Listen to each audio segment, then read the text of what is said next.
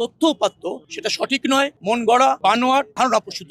যাত্রী কল্যাণ নামে সমিতির নামে একজন কমিটি আছেন, উনি দীর্ঘদিন ধরে সভাপতি। রিয়েলি তার কোনো রেজিস্ট্রেশন আছে কিনা, তারা কিভাবে মনিটরিং করে, ডেটা তারা কিভাবে সংরক্ষণ করে, কালেক্ট করে, তার কোনো ব্যাখ্যা নাই। মন গড়া একটা কথা বলে দিচ্ছে। আমাদের বিআরটি আছে, আমাদের হাইওয়ে পুলিশ আছে, আমাদের যে সমস্ত ইনস্টিটিউট আছে, আমরা ধরুন ডাটা একেবারে নিয়মতান্ত্রিক ভাবে কালেক্ট করছি, তার সাথে ওর কোনো মিল পাচ্ছি না। তিনি আমার কাছে, আমি দৃঢ়ভাবে বিশ্বাস করি, মন গড়া ভাবে বলেছেন, ধারণা প্রসূত ভাবে বলেছেন। উনারা ঈদ যাত্রা উপলক্ষে সারা বছর খবর নাই, দু চারটা কথা বলেন, মানুষের নজরে আনতে চান। উনার নিয়ে এর আগেও সরকারের আমলে আমি যেটা শুনি, আমার কাছে আসছিলেন সচিবালয়ে, উনি চেয়েছিলেন আমাদের নীতি নির্ধারণী মিটিং এ অ্যাটেন্ড করতে। আমি বলেছি আপনার পরামর্শগুলি দিয়ে যান, আমরা নীতি নির্ধারণী মিটিং এ সেগুলি উপস্থাপন করব, তারপর যে সিদ্ধান্তগুলি হবে আপনার সাথে আবার আপনাকে জ্ঞাত করব। কিন্তু তিনি ওই মিটিং এই থাকতে চান, তিনি তার যে ধারণা সেটা প্রতিষ্ঠিত করতে চান। এটা কোনো কোনো সময় আমার কাছে মনে হয়েছে কোনো বিশেষ উদ্দেশ্য বা বিশেষ পারপাস সার্ভ করা। উনি যদি কাজ করতে চান, ওনাকে আমি আহ্বান জানিয়েছি, আসেন পথে। আমাদের সচিব সাহেবও বলেছেন, অন্যরা বলেছেন যে আপনি আমাদের সাথে আসেন, দেখেন কোথায় ব্যত্যয় হচ্ছে, কোথায় বিচ্যুতি আছে, কোথায় পরামর্শ আছে। উনি তা বলতে নারাজ, উনি একটা বিবৃতি দিয়ে বসে আছেন। এটা উনি